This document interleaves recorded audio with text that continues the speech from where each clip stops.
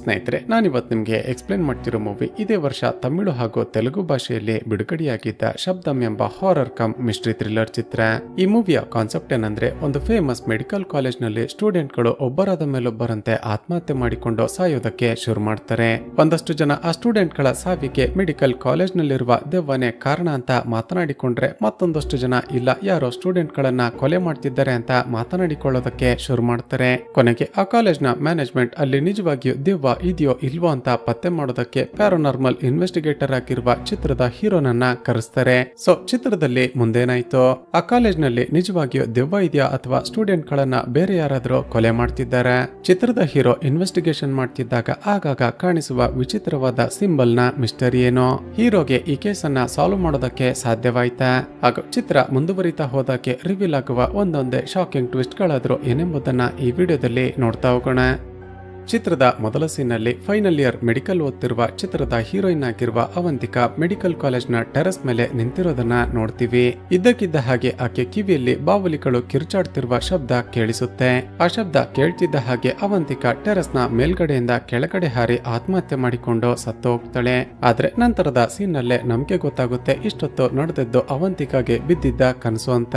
ಆ ಕನಸಿನಿಂದಾಗಿ ಹೆದರಿಕೊಂಡಿದ್ದ ಅವಂತಿಕಾ ಸುಧಾರಿಸಿಕೊಂಡು ತನ್ನ ರೂಮ್ ನ ಕಿಟಕಿಯ ಬಳಿ ಬರ್ತಾಳೆ. ನೋಡಿದ್ರೆ ಶಾಕಿಂಗ್ಲಿ ಈಕೆಗೆ ಯಾವ ರೀತಿ ಕನಸು ಬಿದ್ದಿತ್ತೋ ಅದೇ ಸೇಮ್ ಪ್ಯಾಟರ್ನ್ ನಲ್ಲಿ ಶ್ವೇತಾ ಎಂಬ ಹುಡುಗಿ ಆತ್ಮಹತ್ಯೆ ಮಾಡಿಕೊಂಡು ಸತ್ತೋಗಿರ್ತಾಳೆ. ಅದನ್ನ ನೋಡಿದ ಅವಂತಿಕಾಗೆ ಶಾಕ್ ಆಗುತ್ತೆ. ನನಗೆ ಬಿದ್ದಿದ್ದ ಕನಸಿನ ಹಾಗೇನೆ ಈ ಹುಡುಗಿ ಸಾಯೋದಕ್ಕೆ ಹೇಗೆ ಸಾಧ್ಯ ಅಂತ ತುಂಬಾನೇ ಹೆದರಿಕೊಳ್ತಾಳೆ.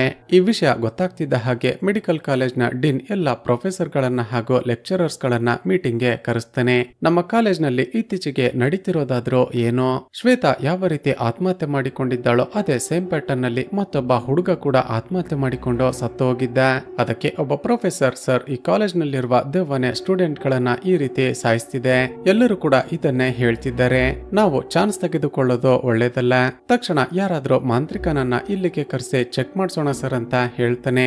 ಅದಕ್ಕೆ ಡೀನ್ ಹೇಳ್ತಾನೆ, ಈಗಿನ ಕಾಲದಲ್ಲೂ ಭೂತ ಪ್ರೇತವನ್ನೆಲ್ಲ ನಂಬ್ತಿರಲ್ಲ, ಈ ವಿಷಯ ಹೊರಗಡೆ ಗೊತ್ತಾದ್ರೆ ಎಲ್ಲರೂ ನಮ್ಮ ಕಾಲೇಜನ್ನ ನೋಡಿ ನಗ್ತಾರೆ ಅಷ್ಟೇ. ಅದಕ್ಕೆ ಮತ್ತೊಬ್ಬರು ಪ್ರೊಫೆಸರ್ ಹೇಳ್ತಾರೆ, ಸರ್ ಇವರು ಹೇಳಿದ್ರಲ್ಲಿ ತಪ್ಪೇನಿದೆ, ನಿಮಗೆ ಮಾಂತ್ರಿಕರನ್ನ ಕರೆಸೋದಕ್ಕೆ ಇಷ್ಟ ಅಲ್ಲ ಅಂದ್ರೆ ಯಾರಾದ್ರೂ ಗೋಸ್ಟ್ ಹಂಟರ್ಸ್ ಅಥವಾ ಪ್ಯಾರಾನಾರ್ಮಲ್ ಇನ್ವೆಸ್ಟಿಗೇಟರ್ ಗಳನ್ನಾದ್ರೂ ಕರೆಸಿ. ಡೀನ್ ಸರಿ ಅಂತ ಒಪ್ಪಿಕೊಳ್ತಿದ್ದ ಹಾಗೆ ಆ ಪ್ರೊಫೆಸರ್ ತನಗೆ ಪರಿಚಯವಿದ್ದ ಪ್ಯಾರಾನಾರ್ಮಲ್ ಇನ್ವೆಸ್ಟಿಗೇಟರ್ ಆಗಿರುವ ಚಿತ್ರದ ಹೀರೋ ರುಬೆನ್ ಅನ್ನ ಕರೆಸ್ತಾನೆ. ಸ್ನೇಹಿತರೆ, ಈ ರುಬೆನ್ ತುಂಬಾನೇ ಫೇಮಸ್ ಪ್ಯಾರಾನಾರ್ಮಲ್ ಇನ್ವೆಸ್ಟಿಗೇಟರ್ ಆಗಿರ್ತಾನೆ. ಯಾರು ಕೂಡ ಸಾಲ್ವ್ ಮಾಡೋದಕ್ಕೇನೆ ಸಾಧ್ಯ ಇಲ್ಲ ಅಂತ ಅಂದುಕೊಳ್ತಿದ್ದ ಎಷ್ಟೋ ಕೇಸ್ ಗಳನ್ನ ಈತ ಸಾಲ್ವ್ ಮಾಡಿ ಫೇಮಸ್ ಆಗಿರ್ತಾನೆ. ರುಬೆನ್ ಮೊದಲಿಗೆ ಕಾಲೇಜ್ ನ ಡೀನ್ ಅನ್ನ ಮೀಟ್ ಮಾಡಿ ಇದುವರೆಗೂ ಆತ್ಮಹತ್ಯೆ ಮಾಡಿಕೊಂಡಿರುವ ಆ ಇಬ್ಬರು ಸ್ಟೂಡೆಂಟ್ ಗಳ ಡೀಟೇಲ್ಸ್ ಗಳನ್ನ ಪಡೆದುಕೊಳ್ತಾನೆ. ನಂತರ ಡೀನ್ ಲಂಡನ್ ನಲ್ಲಿ ವಾಸ ಮಾಡ್ತಿರುವ ಆ ಮೆಡಿಕಲ್ ಕಾಲೇಜ್ ನ ಚೇರ್ಮನ್ ಗೆ ಕಾಲ್ ಮಾಡಿ ಇವರ ಇನ್ವೆಸ್ಟಿಗೇಷನ್ ಗೆ ಪರ್ಮಿಷನ್ ಅನ್ನ ಕೊಡಿಸ್ತಾನೆ. ಹಾಗೂ ಇನ್ವೆಸ್ಟಿಗೇಷನ್ ಮುಗಿಯುವವರೆಗೂ ರುಬೆನ್ ಸ್ಟೇ ಆಗೋದಕ್ಕೆ ಕಾಲೇಜ್ ನ ಪಕ್ಕದಲ್ಲೇ ಇದ್ದ ಗೆಸ್ಟ್ ಹೌಸ್ ನಲ್ಲಿ ಜಾಗ ಕೊಡ್ತಾರೆ. ಹೀಗೆ ತನ್ನ ಇನ್ವೆಸ್ಟಿಗೇಷನ್ ಶುರು ಮಾಡಿಕೊಂಡ ರುಬೆನ್ ಮೊದಲಿಗೆ ಕೊನೆಯದಾಗಿ ಆತ್ಮಹತ್ಯೆ ಮಾಡಿಕೊಂಡಿರುವ ಶ್ವೇತಾಳ ಕ್ಲಾಸ್ಗೆ ಹೋಗಿ ಆಕೆಯ ಬಿಹೇವಿಯರ್ ಬಗ್ಗೆ ವಿಚಾರಿಸ್ತಾನೆ. ಶ್ವೇತಾಳ ಕ್ಲಾಸ್ಮೇಟ್ಸ್ ಗಳು ಎಲ್ಲರೂ ಕೂಡ ಆಕೆಯ ಬಗ್ಗೆ ತುಂಬಾನೇ ಪಾಸಿಟಿವ್ ಆಗಿ ಹೇಳ್ತಾರೆ. ಆದ್ರೆ ಒಬ್ಬಳು ಹುಡುಗಿ ಮಾತ್ರ ಹೇಳೋದೇನಂದ್ರೆ, ಸರ್ ಶ್ವೇತಾ ಯಾವಾಗಲೂ ತುಂಬಾನೇ ಖುಷಿಯಾಗಿ ಮಾತನಾಡ್ತಿದ್ಲು, ಆದ್ರೆ ಆಕೆ ಆತ್ಮಹತ್ಯೆ ಮಾಡಿಕೊಳ್ಳೋದಕ್ಕೂ ಸುಮಾರು 10 ದಿನಗಳ ಮುಂಚಿನಿಂದ ತುಂಬಾನೇ ವಿಚಿತ್ರವಾಗಿ ಬಿಹೇವ್ ಮಾಡೋದಕ್ಕೆ ಶುರು ಮಾಡಿದ್ಲು, ಸಣ್ಣ ಪುಟ್ಟ ವಿಷಯಕ್ಕೂ ನಮ್ಮ ಮೇಲೆ ತುಂಬಾನೇ ಕೋಪ ಮಾಡಿಕೊಳ್ತಿದ್ಲು ಸರ್ ಅಂತ ಹೇಳ್ತಾಳೆ. ಹೀಗೆ ಮಾತನಾಡ್ತಾ ರುಬೆನ್ ಶ್ವೇತಾ ಕುಳಿತುಕೊಳ್ತಿದ್ದ ಬೆಂಚ್ ಬಳಿ ಹೋದಾಗ ಬೆಂಚ್ ನ ಮೇಲೆ ಒಂದು ವಿಚಿತ್ರವಾದ ಸಿಂಬಲ್ ಬರ್ತಿರೋದನ್ನ ನೋಡ್ತಾನೆ. ನಂತರ ಎಲ್ಲ ಸ್ಟೂಡೆಂಟ್ ಗಳನ್ನ ವಿಚಾರಿಸ್ತಾ ಹೊರಗಡೆ ಕೂತಿದ್ದ ಅವಂತಿಕಳನ್ನ ಕೂಡ ವಿಚಾರಿಸ್ತಾನೆ. ಇವರಿಬ್ಬರು ಮಾತನಾಡ್ತಿರುವಾಗ ಅವಂತಿಕಳ ಮಾತುಗಳಿಂದ ನಮಗೆ ಗೊತ್ತಾಗೋದೇನೆಂದ್ರೆ ಈಕೆಗೂ ಕೂಡ ಭೂತ ಪ್ರೇತಗಳ ಮೇಲೆ ನಂಬಿಕೆ ಇರೋದಿಲ್ಲ. ನಂತರದ ಸೀನ್ನಲ್ಲಿ ರುಬೆನ್ ಆತ್ಮಹತ್ಯೆ ಮಾಡಿಕೊಂಡಿರುವ ಶ್ವೇತಾ ಹಾಗೂ ಮುಖೇಶ್ ಎಂಬ ಆ ಇಬ್ಬರು ಸ್ಟೂಡೆಂಟ್ ಗಳ ಪೋಸ್ಟ್ ಮಾರ್ಟಮ್ ರಿಪೋರ್ಟ್ ಅನ್ನ ಕಲೆಕ್ಟ್ ಮಾಡಿಕೊಳ್ತಾನೆ. ನಂತರ ಆ 2 ಡೆಡ್ ಬಾಡಿಗಳನ್ನ ನೋಡ್ಬೇಕು ಅಂತ ಮಾರ್ಚರಿಗೆ ಹೋದಾಗ ಒಂದಷ್ಟು ಶಾಕಿಂಗ್ ವಿಷಯಗಳು ರಿವೀಲ್ ಆಗುತ್ತವೆ. ಅಲ್ಲಿದ್ದ ಡಾಕ್ಟರ್ ಹೇಳೋದೇನೆಂದ್ರೆ, ಸರ್ 2 ಬಾಡಿಗಳನ್ನ ಇಲ್ಲಿಗೆ ತಂದ ನಂತರ ಕೂಡ ಈ ಡೆಡ್ ಬಾಡಿಗಳ ಮೈ ಮೂಳೆಗಳು ಮುರಿತಿರುವ ಶಬ್ದ ಆಗ್ತಿವೆ. ಹಾಗೂ ಯಾವುದೇ ಡೆಡ್ ಬಾಡಿಗಳನ್ನ ಈ ರೀತಿ ಫ್ರೀಜರ್ ನಲ್ಲಿ ಇಟ್ಟಾಗ ಅವುಗಳು ಡಿಕಂಪೋಸ್ ಆಗೋದಿಲ್ಲ. ಆದ್ರೆ ವಿಚಿತ್ರವೆಂಬಂತೆ ಈ 2 ಡೆಡ್ ಬಾಡಿಗಳು ಮಾತ್ರ ತುಂಬಾನೇ ಬೇಗ ಡಿಕಂಪೋಸ್ ಆಗ್ತಿವೆ. ಡಾಕ್ಟರ್ ನ ಮಾತುಗಳನ್ನ ಕೇಳಿದ ರುಬೆನ್ಗೆ ತುಂಬಾನೇ ವಿಚಿತ್ರ ಅನ್ಸುತ್ತೆ. ಮುಖೇಶ್ ನ ಡೆಡ್ ಬಾಡಿಯನ್ನ ನೋಡ್ತಿದ್ದಾಗ ಭುಜದ ಮೇಲೆ ಒಂದು ಸಿಂಬಲ್ ಇರೋದನ್ನ ಗಮನಿಸ್ತಾನೆ. ಸ್ನೇಹಿತರೆ, ಅದೇ ಸೇಮ್ ಸಿಂಬಲ್ ಅನ್ನ ರುಬೆನ್ ಶ್ವೇತಾ ಕೂರುತ್ತಿದ್ದ ಬೆಂಚ್ ನ ಮೇಲೂ ಕೂಡ ನೋಡಿರ್ತಾನೆ. ಇದನ್ನೆಲ್ಲ ನೋಡಿದ ರುಬೆನ್ಗೆ ಕನ್ಫರ್ಮ್ ಆಗುತ್ತೆ ಇವರಿಬ್ಬರದು ನಾರ್ಮಲ್ ಆತ್ಮಹತ್ಯೆ ಅಲ್ಲ, ಇದರ ಹಿಂದೆ ಬೇರೆ ಏನೋ ಮಿಸ್ಟರಿ ಇದೆ ಅಂತ. ಮತ್ತೊಂದು ಕಡೆ ಅವಂತಿಕಾ ಹಾಸ್ಟೆಲ್ ನಲ್ಲಿ ಸ್ನಾನ ಮಾಡ್ತಿದ್ದಾಗ ಯಾರೋ ಬಂದು ಆಕೆ ಹಿಂದೆ ನಿಂತಿರುವ ರೀತಿ ಫೀಲ್ ಆಗುತ್ತೆ. ಒಂದೇ ಸಾರಿ ಬೆಚ್ಚಿ ಬಿದ್ದ ಅವಂತಿಕಾ ತಕ್ಷಣ ಹಿಂದಕ್ಕೆ ತಿರುಗಿ ನೋಡ್ತಾಳೆ, ಆದ್ರೆ ಅಲ್ಯಾರು ಕೂಡ ಇರೋದೇ ಇಲ್ಲ. ಈಗ ರುಬೆನ್ ಆ ಕಾಲೇಜ್ ನ ಒಂದೊಂದೇ ರೂಮ್ ಗಳಿಗೆ ಹೋಗಿ ಪ್ಯಾರಾನಾರ್ಮಲ್ ಇನ್ವೆಸ್ಟಿಗೇಷನ್ ಮಾಡ್ತಿರ್ತಾನೆ. ಆಗ ಅವಂತಿಕಾ ರುಬೆನ್ಗೆ ಹೆದರ್ಸ್ಬೇಕು ಅಂತ ಒಬ್ಬಳು ಸ್ಟೂಡೆಂಟ್ಗೆ ದೆವ್ವದ ರೀತಿ ವೇಷ ಹಾಕಿಸಿ ಫ್ರಾಂಕ್ ಮಾಡೋದಕ್ಕೆ ಪ್ರಯತ್ನ ಪಡ್ತಾಳೆ. ಆದ್ರೆ ಸೀರಿಯಸ್ ಆಗಿ ಇನ್ವೆಸ್ಟಿಗೇಷನ್ ಮಾಡ್ತಿದ್ದ ರುಬೆನ್ಗೆ ಇವರು ಮಾಡಿದ್ದ ಕೆಲಸ ಇಷ್ಟವಾಗದೆ ಸರಿಯಾಗಿ ಬೈದು ಬಿಡ್ತಾನೆ. ಇಲ್ಲಿಗೆ ಸೀನ್ ಕಟ್ ಆಗಿ ಮರುದಿನ ಬೆಳಿಗ್ಗೆ ರುಬೆನ್ ಆತ್ಮಹತ್ಯೆ ಮಾಡಿಕೊಂಡಿರುವ ಆ ಶ್ವೇತಾಳ ಮೊಬೈಲ್ ಅನ್ನ ಚೆಕ್ ಮಾಡ್ತಿರ್ತಾನೆ. ಆಗ ಒಂದು ಫೋಟೋದಲ್ಲಿ ಆತ್ಮಹತ್ಯೆ ಮಾಡಿಕೊಂಡಿರುವ ಆ ಶ್ವೇತಾ, ಮುಖೇಶ್ ಹಾಗೂ ದೀಪಿಕಾ ಎಂಬ ಮತ್ತೊಬ್ಬಳು ಹುಡುಗಿ ಇರ್ತಾಳೆ. ರುಬೆನ್ ಆ ಫೋಟೋವನ್ನ ಸೂಕ್ಷ್ಮವಾಗಿ ಗಮನಿಸಿದಾಗ ಗೊತ್ತಾಗುತ್ತೆ ಶಾಕಿಂಗ್ಲಿ ಆ ಮೂವರ ಪಕ್ಕದಲ್ಲೇ ಒಂದು ದೆವ್ವದ ಆಕೃತಿ ಇದೆ ಅಂತ. ತಕ್ಷಣ ಅವಂತಿಕಾಳನ್ನ ಮೀಟ್ ಮಾಡಿ ಶ್ವೇತಾ ಹಾಗೂ ಮುಖೇಶ್ ಜೊತೆ ಇರುವ ಆ ಮತ್ತೊಬ್ಬಳು ಹುಡುಗಿ ಯಾರು, ಆಕೆ ಈಗ ಎಲ್ಲಿದ್ದಾಳೆ ಅಂತ ವಿಚಾರಿಸ್ತಾನೆ. ಅವಂತಿಕಾ ಹಾಗೂ ದೀಪಿಕಾ ಫ್ರೆಂಡ್ಸ್ ಗಳಾಗಿದ್ದ ಕಾರಣ ಆಕೆಯ ಮೊಬೈಲ್ಗೆ ಕಾಲ್ ಮಾಡ್ತಾಳೆ. ಆದ್ರೆ ಕಳೆದ ಕೆಲವು ದಿನಗಳಿಂದ ದೀಪಿಕಾ ಕಾಲೇಜ್ಗೆನೆ ಬಂದಿಲ್ಲ ಅಂತ ಗೊತ್ತಾಗುತ್ತೆ. ತಕ್ಷಣ ಆಕೆ ಹಾಸ್ಟೆಲ್ಗೆ ಹೋಗಿ ಚೆಕ್ ಮಾಡ್ತಿದ್ದಾಗ ಕಿವಿಗಳಿಗೆ ಹಾಕುವ ಒಂದು ಇಯರ್ ಡ್ರಾಪ್ ಸಿಗುತ್ತೆ. ಅಲ್ಲಿದ್ದ ಪ್ರಿಸ್ಕ್ರಿಪ್ಷನ್ ನಲ್ಲಿ ಅದನ್ನ ಬರೆದಿರುವ ಡಾಕ್ಟರ್ ನ ಡೀಟೇಲ್ಸ್ ಗಳು ಸಿಗುತ್ತವೆ. ತಕ್ಷಣ ಅದನ್ನ ತೆಗೆದುಕೊಂಡು ಡಾಕ್ಟರ್ ಬಳಿ ಹೋಗಿ ದೀಪಿಕಳ ಬಗ್ಗೆ ವಿಚಾರಿಸಿದಾಗ ಆತ ಹೇಳೋದೇನೆಂದ್ರೆ, ರುಬೆನ್, ಕೆಲವು ದಿನಗಳ ಹಿಂದೆ ದೀಪಿಕಾ ತನಗೆ ವಿಚಿತ್ರವಾದ ಶಬ್ದಗಳು ಕೇಳಿಸ್ತಿವೆ ಅಂತ ನನ್ನ ಬಳಿ ಬಂದಿದ್ಲು. ಏನೋ ಶಬ್ದ ಅಂತ ವಿಚಾರಿಸಿದಾಗ ನನ್ನ ಕಿವಿಯಲ್ಲಿ ಒಂದೇ ಸಾರಿ ಸಾವಿರಾರು ಬಾವಲಿಗಳು ಕಿರ್ಚಾಡ್ತಿರುವ ರೀತಿ ಶಬ್ದಗಳು ಕೇಳಿಸುತ್ತವೆ. ಆ ಶಬ್ದಗಳನ್ನ ಕೇಳಿಸಿಕೊಳ್ಳೋದಕ್ಕೆ ನನ್ನ ಕೈಲಿ ಸಾಧ್ಯವಾಗ್ತಿಲ್ಲ. ನನಗೆ ಆತ್ಮಹತ್ಯೆ ಮಾಡಿಕೊಳ್ಬೇಕು ಅನಿಸ್ತಿದೆ ಅಂತ ಪದೇ ಪದೇ ಹೇಳ್ತಿದ್ಲು. ಮೋಸ್ಟ್ಲಿ ಕಿವಿಯ ಇನ್ಫೆಕ್ಷನ್ ಆಗಿರ್ಬೇಕು ಅಂತ ನಾನು ಇಯರ್ ಡ್ರಾಪ್ಸ್ ಅನ್ನ ಬರೆದು ಕೊಟ್ಟಿದ್ದೆ ಅಂತ ಹೇಳ್ತೇನೆ. ಅದೇ ಸಮಯಕ್ಕೆ ಅವಂತಿಕಾ ಕಾಲ್ ಮಾಡಿ ರುಬೆನ್ ಅವಳ ಮನೆಗೂ ಕೂಡ ಕಾಲ್ ಮಾಡಿ ವಿಚಾರಿಸ್ತೆ. ದೀಪಿಕಾ ಕಾಲೇಜ್ ನಲ್ಲೂ ಇಲ್ಲ, ಮನೆಗೂ ಹೋಗಿಲ್ಲ, ಹಾಗಾದ್ರೆ ಆಕೆ ಖಂಡಿತ ಮಿಸ್ಸಿಂಗ್ ಆಗಿದ್ದಾಳೆ ಅಂತ ಹೇಳ್ತಾಳೆ. ಇಲ್ಲಿಗೆ ಸೀನ್ ಕಟ್ ಆಗಿ ಮರುದಿನ ಸಾಯಂಕಾಲ ದೀಪಿಕಾಳನ್ನ ಆಕೆ ಬಾಯ್ ಫ್ರೆಂಡ್ ಹಾಸ್ಟೆಲ್ ಬಳಿ ಡ್ರಾಪ್ ಮಾಡಿ ಹೋಗ್ತಾನೆ. ದೀಪಿಕಾ ಹಾಸ್ಟೆಲ್ಗೆ ಬರ್ತಿದ್ದ ಹಾಗೆ ಸೆಕ್ಯೂರಿಟಿ ರುಬೆನ್ಗೆ ಕಾಲ್ ಮಾಡಿ ಇನ್ಫಾರ್ಮ್ ಮಾಡ್ತಾನೆ. ತಕ್ಷಣ ದೀಪಿಕಾಳನ್ನ ಮೀಟ್ ಮಾಡ್ಬೇಕು ಅಂತ ರುಬೆನ್ ಹೊರಡ್ತಾನೆ. ಅದೇ ಸಮಯಕ್ಕೆ ಈ ಕಡೆ ದೀಪಿಕಾ ಇನ್ನೇನೋ ಹಾಸ್ಟೆಲ್ ನ ಒಳಗಡೆ ಹೋಗ್ಬೇಕು ಅನ್ನುವಷ್ಟರಲ್ಲೇ ಮತ್ತೆ ಆಕೆಗೆ ಸಾವಿರಾರು ಬಾವಲಿಗಳು ಒಟ್ಟಿಗೆ ಕಿರ್ಚಾಡ್ತಿರುವ ರೀತಿ ಶಬ್ದ ಕೇಳಿಸೋದಕ್ಕೆ ಶುರುವಾಗುತ್ತೆ. ಹೆದರಿಕೊಂಡ ದೀಪಿಕಾ ಇನ್ನೇನು ಅಲ್ಲಿಂದ ಎಸ್ಕೇಪ್ ಆಗ್ಬೇಕು ಅನ್ನುವಷ್ಟರಲ್ಲೇ ಒಂದು ಎಂಟಿಟಿ ಆಕೆ ಮೇಲೆ ಅಟ್ಯಾಕ್ ಮಾಡೋದಕ್ಕೆ ಶುರು ಮಾಡುತ್ತೆ. ಹಾಗೂ ರುಬೆನ್ ಈ ಹಿಂದೆ ಶ್ವೇತಾ ಹಾಗೂ ಮುಖೇಶ್ ನ ಡೆಡ್ ಬಾಡಿ ಬಳಿ ನೋಡಿದ್ದ ಆ ಸಿಂಬಲ್ ಆಕೆಯ ಕೈ ಮೇಲೂ ಕೂಡ ಮೂಡುತ್ತೆ. ಸ್ವಲ್ಪ ಸಮಯದ ನಂತರ ರುಬೆನ್ ಅಲ್ಲಿಗೆ ಬಂದಾಗ ಶಾಕಿಂಗ್ಲಿ ದೀಪಿಕಾ ಒಂದು ದೊಡ್ಡ ಮರಕ್ಕೆ ನೇಣು ಹಾಕಿಕೊಂಡು ಆತ್ಮಹತ್ಯೆ ಮಾಡಿಕೊಂಡಿರೋದು ಕಾಣಿಸುತ್ತೆ. ತಮ್ಮ ಕಾಲೇಜ್ ನ ಕ್ಯಾಂಪಸ್ ನಲ್ಲಿ ಮತ್ತೊಬ್ಬಳು ಹುಡುಗಿ ಆತ್ಮಹತ್ಯೆ ಮಾಡಿಕೊಂಡಿದ್ದಾಳೆ ಅಂತ ಗೊತ್ತಾಗ್ತಿದ್ದ ಹಾಗೆ ಕಾಲೇಜ್ ನ ಡೀನ್ ಗೆ ಮತ್ತಷ್ಟು ಶಾಕ್ ಆಗುತ್ತೆ. ಈ ವಿಷಯ ಪೊಲೀಸರಿಗೆ ಗೊತ್ತಾಗಿ ಡೆಡ್ ಬಾಡಿಯನ್ನ ಕೆಳಗಡೆ ಇಳಿಸಿದಾಗ ಆಕೆಯ ಕೈ ಮೇಲೂ ಕೂಡ ಅದೇ ರೀತಿ ಸಿಂಬಲ್ ಇರೋದನ್ನ ರುಬೆನ್ ನೋಡ್ತಾನೆ. ಹಾಗಾದ್ರೆ ಆತ್ಮಹತ್ಯೆ ಮಾಡಿಕೊಂಡಿರುವ ದೀಪಿಕಾ, ಶ್ವೇತಾ ಹಾಗೂ ಮುಖೇಶ್ ಈ ಮೂವರು ಕೂಡ ಯಾವುದೋ ಕಾಮನ್ ಪಾಯಿಂಟ್ ನಲ್ಲಿ ಕನೆಕ್ಟ್ ಆಗಿದ್ದಾರೆ ಅಂತ ಅರ್ಥ ಆಗುತ್ತೆ.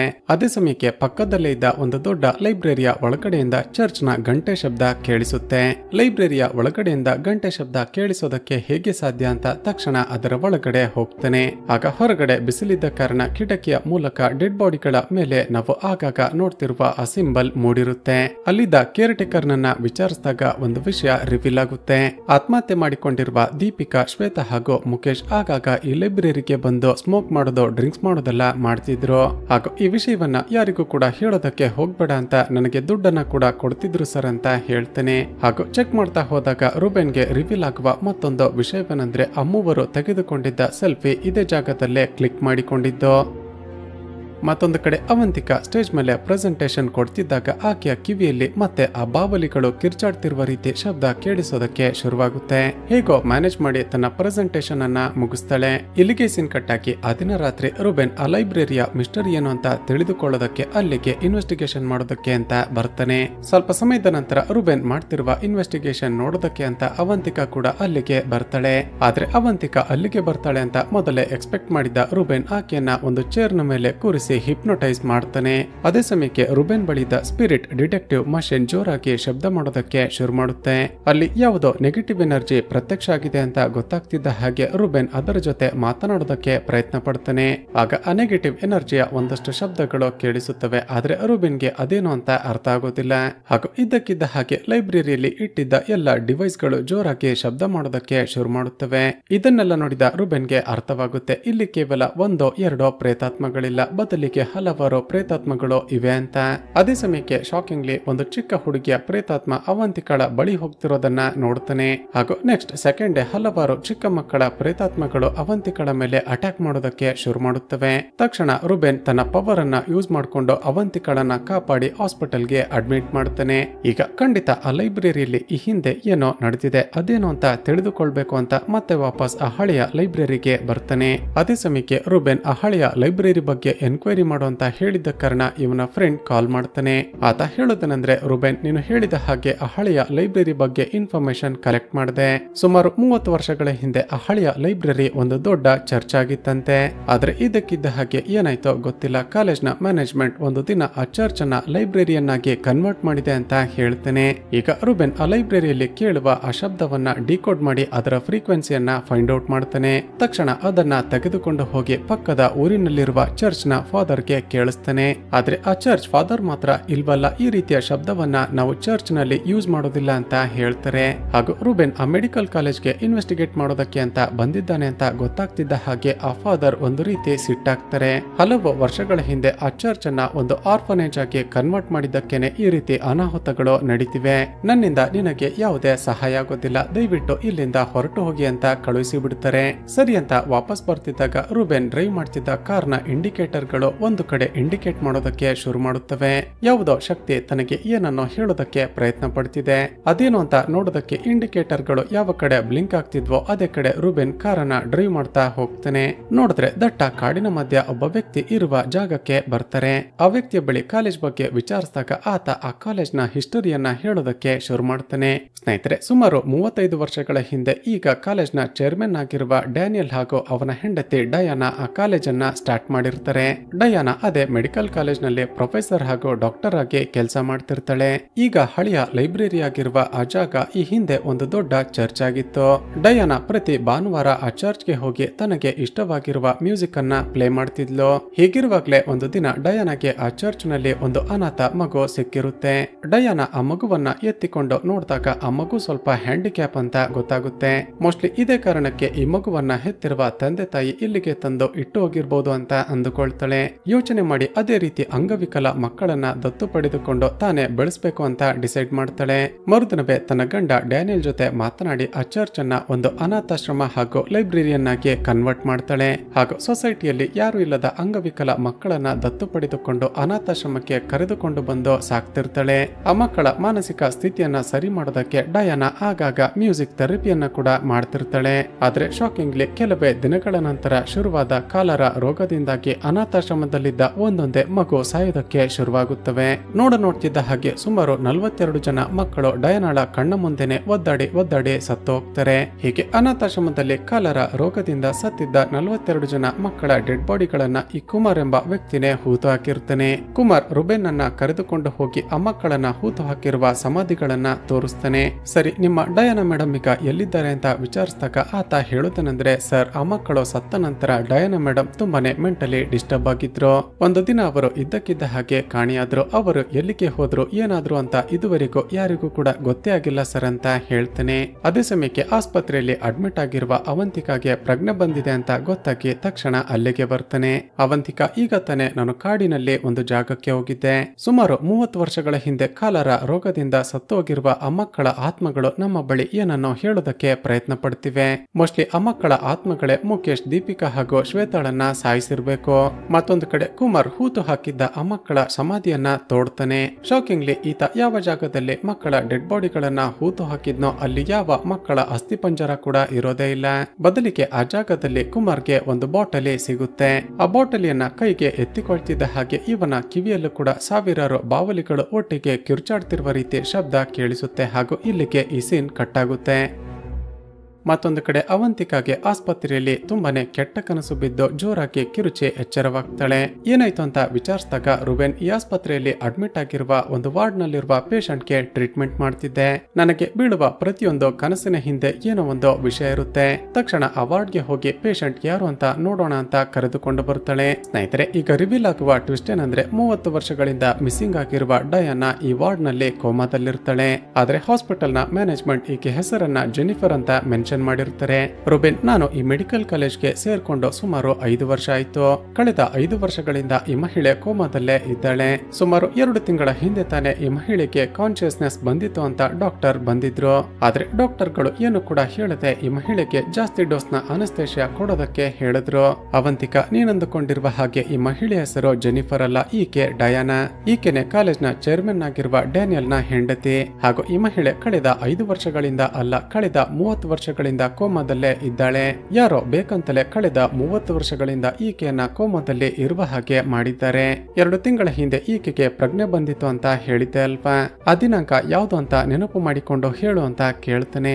ಅವಂತಿಕಾ ನೆನಪು ಮಾಡಿಕೊಂಡು ಡೇಟ್ ಅನ್ನ ಹೇಳಿದಾಗ ರಿವೀಲ್ ಆಗುವ ಟ್ವಿಸ್ಟ್ ಏನಂದ್ರೆ, ಡಯಾನಾಗೆ ಯಾವ ದಿನ ಮೊದಲ ಬಾರಿಗೆ ಪ್ರಜ್ಞೆ ಬಂದಿತ್ತೋ ಅದೇ ದಿನ ಮುಖೇಶ್ ಸತ್ತೋಗಿರ್ತಾನೆ. ಹಾಗೂ ಅಲ್ಲಿದ್ದ ರಿಜಿಸ್ಟರ್ ಅನ್ನ ಚೆಕ್ ಮಾಡಿದಾಗ ರಿವೀಲ್ ಆಗುವ ಮತ್ತೊಂದು ಟ್ವಿಸ್ಟ್ ಏನಂದ್ರೆ, ನಿಗೂಢವಾಗಿ ಸತ್ತು ಹೋದ ದೀಪಿಕಾ, ಶ್ವೇತಾ ಹಾಗೂ ಆ ಮುಖೇಶ್ ಆ ಮೂವರೇ ರೆಗ್ಯುಲರ್ ಆಗಿ ಡಯಾನಾಗೆ ಅನಸ್ತೇಷಿಯಾ ಕೊಡ್ತಿದ್ರು ಅಂತ. ಈಗ ರುಬೆನ್ ಡಯಾನಾಳ ಕೈಯನ್ನ ಹಿಡಿದುಕೊಂಡು ಚೆಕ್ ಮಾಡಿದಾಗ ಗೊತ್ತಾಗುತ್ತೆ ಆಕೆ ಆಗಲೇ ಸತ್ತೋಗಿದ್ದಾಳೆ. ಆದರೆ ಅದೇ ಸಮಯಕ್ಕೆ ಅಲ್ಲಿಗೆ ಬಂದ ಸೆಕ್ಯೂರಿಟಿ ಈತ ಡಯಾನಾಳನ್ನ ಕೊಲೆ ಮಾಡೋದಕ್ಕೆ ಪ್ರಯತ್ನ ಪಡ್ತಿದ್ದಾನೆ ಅಂತ ಪೊಲೀಸರಿಗೆ ಇನ್ಫಾರ್ಮ್ ಮಾಡಿಬಿಡ್ತಾನೆ. ಸರ್, ಈಗಾಗಲೇ ಸತ್ತು ಹೋಗಿರುವ ಡಯಾನಾ ಕೋಮಾದಲ್ಲಿ ಇದ್ದಾಳೆ ಅನ್ನೋ ರೀತಿ ಹಾಸ್ಪಿಟಲ್ ನವರು ನಾಟಕ ಮಾಡ್ತಿದ್ದಾರೆ. ಇದರ ಹಿಂದೆ ಯಾರದೋ ಕೈವಾಡ ಇದೆ, ದಯವಿಟ್ಟು ಇನ್ವೆಸ್ಟಿಗೇಟ್ ಮಾಡಿ ಅಂತ ರಿಕ್ವೆಸ್ಟ್ ಮಾಡ್ತಾನೆ. ಅದೇ ಸಮಯಕ್ಕೆ ಮತ್ತೊಂದು ಕಡೆ ಆ ಕಾಲೇಜ್ನ ಡೀನ್ ಮನೆಯಲ್ಲಿ ಟೀ ಕುಡಿತಾ ಕೂತಿದ್ದಾಗ ಅವನಿಗೂ ಕೂಡ ವಿಚಿತ್ರವಾದ ಶಬ್ದಗಳು ಕೇಳಿಸೋದಕ್ಕೆ ಶುರುವಾಗುತ್ತವೆ. ನೋಡ್ತಿದ್ದ ಹಾಗೆ ಅವನ ಕಿವಿಯಲ್ಲಿ ರಕ್ತ ಬಂದು ಒದ್ದಾಡಿ ಸತ್ತು ಹೋಗ್ತಾನೆ. ಮತ್ತೊಂದು ಕಡೆ ರುಬೆನ್ ಹೀಗೋ ಮಾಡಿ ಪೊಲೀಸರಿಂದ ತಪ್ಪಿಸಿಕೊಂಡು ಕುಮಾರ್ ವಾಸ ಮಾಡ್ತಿರುವ ಕಾಡಿನ ಆ ಜಾಗಕ್ಕೆ ಬರ್ತಾನೆ. ಮೋಸ್ಟ್ಲಿ ಆತ ಮಕ್ಕಳ ಸಮಾಧಿ ಬಳಿ ಇರ್ಬೋದು ಅಂತ ಹೋಗಿ ನೋಡಿದ್ರೆ ಶಾಕಿಂಗ್ಲಿ ಕುಮಾರ್ ಸತ್ತು ಬಿದ್ದಿರ್ತಾನೆ. ಹಾಗೂ ಅವನ ಕೈಯಲ್ಲಿ ಮಕ್ಕಳ ಸಮಾಧಿಯನ್ನ ಅಗೆದಾಗ ಸಿಕ್ಕಿದ್ದ ಆ ಬಾಟಲ್ ಇರುತ್ತೆ. ಆ ಬಾಟಲಿಯನ್ನ ಕೈಗೆ ಎತ್ತಿಕೊಳ್ತಿದ್ದ ಹಾಗೇನೆ ರುಬೆನ್ಗೆ ಅರ್ಥವಾಗುತ್ತೆ ಇದೊಂದು ಬ್ಲಾಕ್ ಮ್ಯಾಜಿಕ್ ಮಾಡಿರುವ ಬಾಟಲಿ ಅಂತ. ಆ 42 ಜನ ಮಕ್ಕಳ ಸಮಾಧಿಯನ್ನ ಅಗೆದು ಯಾರೋ ಡೆಡ್ ಬಾಡಿಗಳನ್ನ ಹೊರಗಡೆ ತೆಗೆದಿದ್ದಾರೆ. ನಂತರ ಯಾರೇ ಬಂದು ಮಕ್ಕಳ ಬಗ್ಗೆ ಇನ್ವೆಸ್ಟಿಗೇಷನ್ ಮಾಡೋದಕ್ಕೆ ಆ ಸಮಾಧಿಗಳನ್ನ ಅಗದ್ರೆ ಅಗೆದವರು ಸಾಯ್ಬೇಕು ಅಂತ ಆ ರೀತಿ ಬ್ಲಾಕ್ ಮ್ಯಾಜಿಕ್ ಮಾಡಿಸಿ ಇಟ್ಟಿರ್ತಾರೆ. ಮತ್ತೊಂದು ಕಡೆ ಸುಮಾರು 20 ವರ್ಷಗಳ ನಂತರ ಆ ಕಾಲೇಜ್ನ ಚೇರ್ಮನ್ ಆಗಿರುವ ಡ್ಯಾನಿಯಲ್ ವಾಪಸ್ ಬರ್ತಾನೆ. ರುಬೆನಿಗ ಪೊಲೀಸರಿಗೆ ಡಯಾನಾ ಸತ್ತಿದ್ದಾಳೆ ಅಂತ ಸ್ಟೇಟ್ಮೆಂಟ್ ಅನ್ನ ಕೊಟ್ಟಿದ್ದ ಕಾರಣ ಸೀದಾ ಆಕೆಯ ವಾರ್ಡ್ಗೆ ಹೋಗ್ತಾನೆ. ಹಾಗೂ ಡಯಾನಾಗೆ ಹಾಕಿದ್ದ ವೆಂಟಿಲೇಷನ್ ಅನ್ನ ರಿಮೂವ್ ಮಾಡೋದಕ್ಕೆ ಫಾರ್ಮ್ ಗೆ ಸೈನ್ ಮಾಡ್ತಾನೆ. ಈ ಕಡೆ ರುಬೆನ್ ತಕ್ಷಣ ಮನೆಗೆ ಬಂದು ರಿಸರ್ಚ್ ಮಾಡಿದಾಗ ಮತ್ತೊಂದು ಟ್ವಿಸ್ಟ್ ರಿವೀಲ್ ಆಗುತ್ತೆ. ತಕ್ಷಣ ಅವಂತಿಕಾಗೆ ಕಾಲ್ ಮಾಡಿ, ಅವಂತಿಕಾ, ನಾನು ಮಾಡಿದ್ದ ಗೆಸ್ ಕರೆಕ್ಟ್ ಆಯ್ತು. ಮೆಡಿಕಲ್ ಸೈನ್ಸ್ ಪ್ರಕಾರ ಕೋಮಾದಲ್ಲಿರುವ ಡಯಾನಾ ಇನ್ನು ಕೂಡ ಬದುಕಿದ್ದಾಳೆ. ಆದ್ರೆ ನನ್ನ ಪ್ರಕಾರ ಡಯಾನಾಳ ಆತ್ಮ ಯಾವತ್ತೋ ಆಕೆಯ ಬಾಡಿಯನ್ನ ಬಿಟ್ಟು ಹೊರಟು ಹೋಗಿದೆ. ಇದನ್ನೇ ಆಸ್ಟ್ರಲ್ ಬಾಡಿ ಅಥವಾ ಔಟ್ ಆಫ್ ಬಾಡಿ ಎಕ್ಸ್ಪೀರಿಯನ್ಸ್ ಅಂತ ಕರೀತಾರೆ. ಕಾಲೇಜ್ನ ಮ್ಯಾನೇಜ್ಮೆಂಟ್ ನವರು ಪದೇ ಪದೇ ಡಯಾನಾಗೆ ಅನಸ್ತೇಷಿಯಾ ಕೊಡ್ತಿದ್ದ ಕಾರಣ ಆಕೆಯ ಆತ್ಮ ಬಾಡಿಯಿಂದ ಹೊರಗಡೆ ಬಂದಿದೆ. ಅವಂತಿಕಾ, ನಾವು ತಕ್ಷಣ ಹೋಗಿ ಡಯಾನಾಳನ್ನ ಕಾಪಾಡಬೇಕು. ಒಂದು ವೇಳೆ ಆಕೆಗೆ ಹಾಕಿರುವ ವೆಂಟಿಲೇಟರ್ ಅನ್ನ ರಿಮೂವ್ ಮಾಡಿದ್ರೆ ಆಕೆ ಪರ್ಮನೆಂಟ್ ಆಗಿ ಸತ್ತು ಹೋಗ್ತಾಳೆ. ಹಾಗೇನಾದ್ರೂ ಆಗಿಬಿಟ್ರೆ ಯಾವತ್ತೂ ಕೂಡ ಡಯಾನಾಳ ಆತ್ಮ ಆಕೆ ದೇಹದ ಒಳಗಡೆ ವಾಪಸ್ ಹೋಗಿ ಸೇರಿಕೊಳ್ಳೋದಕ್ಕೆ ಸಾಧ್ಯ ಆಗೋದಿಲ್ಲ. ತಕ್ಷಣ ರುಬೆನ್ ಹಾಗೂ ಅವಂತಿಕಾ ಹಾಸ್ಪಿಟಲ್ಗೆ ಓಡಿ ಬರ್ತಾರೆ. ಅದೇ ಸಮಯಕ್ಕೆ ರುಬೆನ್ ನ ಫ್ರೆಂಡ್ ಇವನಿಗೆ ಕಾಲ್ ಮಾಡ್ತಾನೆ. ರುಬೆನ್, ಆ ದಿನ ನೀನು ಚರ್ಚ್ ನಲ್ಲಿ ರೆಕಾರ್ಡ್ ಮಾಡಿದ್ದ ಒಂದು ವಾಯ್ಸ್ ಅನ್ನ ಸೆಂಡ್ ಮಾಡಿದ್ದೆ ಅಲ್ವಾ? ಆ ವಾಯ್ಸ್ ಅನ್ನ ಮತ್ತೆ ಮತ್ತೆ ಡಿಕೋಡ್ ಮಾಡಿದಾಗ ಅದರ ಒಳಗಡೆ ಯಾರೋ ನ್ಯಾನ್ಸಿ ಡ್ಯಾನಿಯಲ್ ಅಂತ ಹೇಳ್ತಿರೋದು ರೆಕಾರ್ಡ್ ಆಗಿತ್ತು ಅಂತ ಹೇಳ್ತಾನೆ. ಈಗ ರುಬೆನ್ ಹಾಗೂ ಅವಂತಿಕಾಗೆ ಒಂದೊಂದೇ ಪಾಯಿಂಟ್ಗಳು ಕನೆಕ್ಟ್ ಆಗೋದಕ್ಕೆ ಶುರುವಾಗುತ್ತವೆ. ಕೋಮಾದಲ್ಲಿರುವ ಡಯಾನ ಜೊತೆ ಕಾಂಟ್ಯಾಕ್ಟ್ ಮಾಡಬೇಕು ಅಂತಾನೆ ಸತ್ತು ಹೋಗಿರುವ ಆ ಮಕ್ಕಳ ಆತ್ಮಗಳು ಪ್ರಯತ್ನ ಪಡ್ತಿವೆ. ತಕ್ಷಣ ನಾವು ಡಯಾನಾಳನ್ನ ಹಳೆಯ ಲೈಬ್ರರಿ ಅಂದ್ರೆ ಚರ್ಚ್ಗೆ ಶಿಫ್ಟ್ ಮಾಡೋಣ ಅಂತ ಮಾಡ್ತಾರೆ. ಸ್ನೇಹಿತರೆ, ರುಬೆನ್ ಹಾಗೂ ಅವಂತಿಕಾ ಡಯಾನಾಳನ್ನ ಅಲ್ಲಿಗೆ ಕರೆದುಕೊಂಡು ಬರ್ತಿದ್ದ ಹಾಗೆ ಅಲ್ಲಿರುವ ಡಯಾನಾಳ ಆತ್ಮವನ್ನ ಹಾಗೂ ಮಕ್ಕಳ ಆತ್ಮವನ್ನ ನಾವು ನೋಡ್ತೀವಿ. ಅದೇ ಸಮಯಕ್ಕೆ ಮತ್ತೊಂದು ಕಡೆ ಚಿತ್ರದ ಅಲ್ಟಿಮೇಟ್ ಹಾಗೂ ಶಾಕಿಂಗ್ ಟ್ವಿಸ್ಟ್ ರಿವೀಲ್ ಆಗುತ್ತೆ. ಸ್ವಲ್ಪ ಸಮಯದ ಮುಂಚೆ ತಾನೆ ರುಬೆನ್ ನ ಫ್ರೆಂಡ್ ಹೇಳಿದ್ದ ನ್ಯಾನ್ಸಿ ಡ್ಯಾನಿಯಲ್ ಅಂದ್ರೆ ಡ್ಯಾನಿಯಲ್ ನ 2ನೇ ಹೆಂಡತಿಯನ್ನ ನೋಡ್ತೀವಿ. ಸ್ನೇಹಿತರೆ, ಅಸಲಿಗೆ ಆ ಮೆಡಿಕಲ್ ಕಾಲೇಜ್ ನಲ್ಲಿ ಇದುವರೆಗೂ ಏನೇನೋ ನಡೆದಿದೆಯೋ ಅದಕ್ಕೆಲ್ಲ ಕೂಡ ಕಾರಣ ಈಕೆನೆ ಆ 42 ಜನ ಮಕ್ಕಳ ಡೆಡ್ ಬಾಡಿಗಳನ್ನ ರಿಮೂವ್ ಮಾಡಿಸಿ ಅಲ್ಲಿ ಬ್ಲಾಕ್ ಮ್ಯಾಜಿಕ್ ಮಾಡಿಸಿ ಇಟ್ಟಿರೋದು. ಹಾಗೂ ಡಯಾನಾಳನ್ನ ಕಳೆದ 30 ವರ್ಷಗಳಿಂದ ಕೋಮಾದಲ್ಲಿ ಇರುವ ಹಾಗೆ ಮಾಡಿರೋದು ಕೂಡ ಈಕೆನೆ. ಹಾಗೂ ಶಾಕಿಂಗ್ಲಿ ಡ್ಯಾನಿಯಲ್ ನ ಮೊದಲ ಹೆಂಡತಿ ಡಯಾನಾ ಇಷ್ಟು ವರ್ಷಗಳಿಂದ ಬದುಕೇ ಇದ್ದಾಳೆ ಅಂತ ತನ್ನ ಗಂಡನಿಗೂ ಕೂಡ ಈಕೆ ಗೊತ್ತಾಗದ ಹಾಗೆ ಮ್ಯಾನೇಜ್ ಮಾಡಿರ್ತಾಳೆ. ಡೇನಿಯಲ್ಗೆ ಕೋಪ ಬಂದು ನ್ಯಾನ್ಸಿ ಯಾಕೆ ಹೀಗ್ ಮಾಡ್ದೆ, ಇದಕ್ಕೆಲ್ಲ ಕಾರಣ ಏನು ಅಂತ ಕೇಳಿದಾಗ ಆಕೆ ಒಂದು ಫ್ಲಾಶ್ ಬ್ಯಾಕ್ ಹೇಳೋದಕ್ಕೆ ಶುರು ಮಾಡ್ತಾಳೆ. ಸ್ನೇಹಿತರೆ, ಸುಮಾರು 30 ವರ್ಷಗಳ ಹಿಂದೆ ಡಯಾನಾ ಅಂಗವಿಕಲ ಮಕ್ಕಳಿಗೆ ಮ್ಯೂಸಿಕ್ ಥೆರಪಿ ಮಾಡಿ ಅವರನ್ನ ಸರಿ ಮಾಡ್ತಿದ್ಲಲ್ವಾ. ದಿನೇ ದಿನೇ ಈ ವಿಷಯ ಸುತ್ತಮುತ್ತಲಿನ ಜನಗಳಿಗೆ ಗೊತ್ತಾಗಿ ಎಲ್ಲರೂ ಡಯಾನಾಳನ್ನ ಹೊಗಳೋದಕ್ಕೆ ಶುರು ಮಾಡಿರ್ತಾರೆ. ಆದ್ರೆ ಜನಗಳು ಡಯಾನಾಳನ್ನ ಹೊಗಳೋದನ್ನ ನೋಡಿದ ನ್ಯಾನ್ಸಿಗೆ ಒಂದು ರೀತಿ ಜಲಸ್ ಫೀಲ್ ಆಗೋದಕ್ಕೆ ಶುರುವಾಗಿರುತ್ತೆ. ಹೇಗಾದ್ರೂ ಮಾಡಿ ತಾನು ಡಯಾನಾಗಿಂತ ಹೆಚ್ಚು ಫೇಮಸ್ ಆಗ್ಬೇಕು ಅಂತ ಒಂದು ಐಡಿಯಾ ಮಾಡ್ತಾಳೆ. ತನಗೆ ಗೊತ್ತಿದ್ದ ಒಬ್ಬಳು ಬ್ಲಾಕ್ ಮ್ಯಾಜಿಕ್ ಮಾಡುವ ಮೆಕ್ಸಿಕನ್ ಮಹಿಳೆಯನ್ನ ಭೇಟಿ ಆಗ್ತಾಳೆ. ಆ ಮಾಟಗಾತಿ ಬಾವಲಿಗಳ ಅಲ್ಟ್ರಾಸಾನಿಕ್ ಸೌಂಡ್ ಅನ್ನ ಯೂಸ್ ಮಾಡ್ಕೊಂಡು ಮಕ್ಕಳನ್ನ ಹುಷಾರು ಮಾಡಬಹುದು ಅಂತ ಒಂದು ಮೆಥಡ್ ಅನ್ನ ಹೇಳಿಕೊಡ್ತಾಳೆ. ಈ ನ್ಯಾನ್ಸಿ ಕೂಡ ಒಬ್ಬಳು ಡಾಕ್ಟರೇ ಆಗಿದ್ದ ಕಾರಣ ತನ್ನ ಗಂಡ ಹಾಗೂ ಡಯಾನಾಗೆ ಗೊತ್ತಿಲ್ಲದ ಹಾಗೆ ಆ ಮಕ್ಕಳ ಮೇಲೆ ಸೀಕ್ರೆಟ್ ಆಗಿ ಎಕ್ಸ್ಪೆರಿಮೆಂಟ್ ಮಾಡೋದಕ್ಕೆ ಶುರು ಮಾಡಿರ್ತಾಳೆ. ಆದ್ರೆ ಬಾವಲಿಗಳ ಅಲ್ಟ್ರಾಸಾನಿಕ್ ಸೌಂಡ್ ನಿಂದಾಗಿ ಮಕ್ಕಳ ಮೆಂಟಲ್ ಪ್ರಾಬ್ಲಮ್ ಮತ್ತಷ್ಟು ಜಾಸ್ತಿಯಾಗಿ ಅವರು ಒದ್ದಾಡಿ ಸತ್ತು ಹೋಗ್ತಿರ್ತಾರೆ. ನ್ಯಾನ್ಸಿ ಆ ಎಕ್ಸ್ಪೆರಿಮೆಂಟ್ ಅನ್ನ ಮಾಡ್ತಿರುವಾಗ ಕಿಟಕಿಯ ಬೆಳಕಿನ ಮೂಲಕ ನಾವು ಚಿತ್ರದಲ್ಲಿ ಪದೇ ಪದೇ ನೋಡ್ತಿದ್ದ ಆ ಸಿಂಬಲ್ ಮಕ್ಕಳ ಮೇಲೆ ಬೀಳ್ತಿರುತ್ತೆ. ಹೀಗೆ ನೋಡ್ತಿದ್ದ ಹಾಗೆ ಅನಾಥಾಶ್ರಮದಲ್ಲಿದ್ದ 42 ಜನ ಅಂಗವಿಕಲ ಮಕ್ಕಳು ಸತ್ತು ಹೋಗಿರ್ತಾರೆ. ಮೊದಲಿಗೆ ಮಕ್ಕಳು ಕಾಲರ ರೋಗದಿಂದ ಸಾಯ್ತಿದ್ದಾರೆ ಅಂತ ಡಯಾನಾ ಅಂದುಕೊಂಡಿರ್ತಾಳೆ. ಆದ್ರೆ ಅನುಮಾನ ಬಂದು ಒಂದು ದಿನ ನ್ಯಾನ್ಸಿಯನ್ನ ಫಾಲೋ ಮಾಡ್ತಾ ಹೋದಾಗ ಆಕೆ ಮಾಡ್ತಿರುವ ಎಕ್ಸ್ಪೆರಿಮೆಂಟ್ ಅನ್ನ ನೋಡಿಬಿಟ್ಟಿರ್ತಾಳೆ. ಒಂದು ವೇಳೆ ಡಯಾನಾ ಈ ವಿಷಯವನ್ನ ಯಾರಿಗಾದ್ರೂ ಹೇಳಿಬಿಟ್ರೆ ನನ್ನ ಕತೆ ಮುಗೀತು ಅಂತ ಆಕೆ ತಲೆಗೆ ಹೊಡೆದು ಕೋಮಾಗೆ ಹೋಗುವ ಹಾಗೆ ಮಾಡಿಬಿಟ್ಟಿರ್ತಾಳೆ. ಈಗ ಪ್ರೆಸೆಂಟ್ ನಲ್ಲಿ ನ್ಯಾನ್ಸಿ ತನ್ನ ಗಂಡ ಡ್ಯಾನಿಯಲ್ ಅನ್ನು ಕೂಡ ಪಾಯ್ಸನ್ ಇಂಜೆಕ್ಟ್ ಮಾಡಿ ಸಾಯಿಸಿ ಬಿಡ್ತಾಳೆ. ಈಗ ರುಬೆನ್ ಹಾಗೂ ಅವಂತಿಕಾ ಡಯಾನಾಳನ್ನ ಕಾಪಾಡೋದಕ್ಕೆ ಪ್ರಯತ್ನ ಪಡ್ತಿದ್ದಾರೆ ಅಂತ ಸೀದಾ ತನ್ನ ಟೀಮ್ ನ ಜೊತೆ ಅಲ್ಲಿಗೆ ಬರ್ತಾಳೆ. ಈಗ ನ್ಯಾನ್ಸಿಯನ್ನ ನೋಡ್ತಿದ್ದ ಹಾಗೆ ಅಲ್ಲಿದ್ದ 42 ಜನ ಮಕ್ಕಳ ಆತ್ಮಗಳು ಆಕೆ ಮೇಲೆ ಅಟ್ಯಾಕ್ ಮಾಡೋದಕ್ಕೆ ಪ್ರಯತ್ನ ಪಡುತ್ತವೆ. ಆದ್ರೆ ನ್ಯಾನ್ಸಿ ತನಗೆ ಗೊತ್ತಿದ್ದ ಬ್ಲಾಕ್ ಮ್ಯಾಜಿಕ್ ಅನ್ನ ಯೂಸ್ ಮಾಡ್ಕೊಂಡು ಬಾವಲಿಗಳಿಂದ ಆ ಮಕ್ಕಳ ಆತ್ಮಗಳ ಮೇಲೆ ಅಟ್ಯಾಕ್ ಮಾಡಿಸ್ತಾಳೆ. ರುಬೆನ್ ತುಂಬಾ ಹೊತ್ತು ನ್ಯಾನ್ಸಿಯ ಹುಡುಗರ ಜೊತೆ ಫೈಟ್ ಮಾಡಿ ಕೊನೆಗೂ ಆಕೆ ಶಕ್ತಿಯನ್ನ ಕಡಿಮೆ ಮಾಡಿಸ್ತಾನೆ. ಬಾವಲಿಗಳ ಶಬ್ದ ಕಮ್ಮಿ ಆಗ್ತಿದ್ದ ಹಾಗೆ ಆ ಮಕ್ಕಳ ಆತ್ಮಗಳು ಮತ್ತೆ ಪ್ರತ್ಯಕ್ಷ ಆಗಿ ಕೊನೆಗೂ ನ್ಯಾನ್ಸಿಯನ್ನ ಸಾಯಿಸಿ ಬಿಡುತ್ತವೆ. ಚಿತ್ರದ ಎಂಡ್ಸಿನಲ್ಲಿ ಡಯಾನಾಳ ಆತ್ಮ ಮತ್ತೆ ಆಕೆ ಬಾಡಿ ಒಳಗಡೆ ಹೋಗಿ ಆಕೆ ನಾರ್ಮಲ್ ಆಗಿರ್ತಾಳೆ. ಮತ್ತೆ ಆ ಲೈಬ್ರರಿಯನ್ನ ಅನಾಥಾಶ್ರಮವನ್ನಾಗಿ ಕನ್ವರ್ಟ್ ಮಾಡಿ ಅಂಗವಿಕಲ ಮಕ್ಕಳನ್ನ ದತ್ತು ಪಡೆದುಕೊಳ್ತಾಳೆ. ಹಾಗೂ ಇಲ್ಲಿಗೆ ಈ ಚಿತ್ರ ಮುಕ್ತಾಯವಾಗುತ್ತೆ. ಸ್ನೇಹಿತರೆ, ಚಿತ್ರದ ಕತೆ ಇಷ್ಟವಾಗಿದ್ರೆ ಈ ವಿಡಿಯೋಗೆ ಒಂದು ಲೈಕ್ ಮಾಡಿ ಶೇರ್ ಮಾಡೋದನ್ನ ಮರೆಯಬೇಡಿ. ಇದೇ ರೀತಿಯ ವಿಡಿಯೋಸ್ಗಾಗಿ ಈ ಚಾನಲ್ ಅನ್ನ ಸಬ್ಸ್ಕ್ರೈಬ್ ಮಾಡಿಕೊಂಡು ಪಕ್ಕದಲ್ಲೇ ಇರುವ ಬೆಲ್ ಐಕಾನ್ ಅನ್ನ ಕ್ಲಿಕ್ ಮಾಡಿ.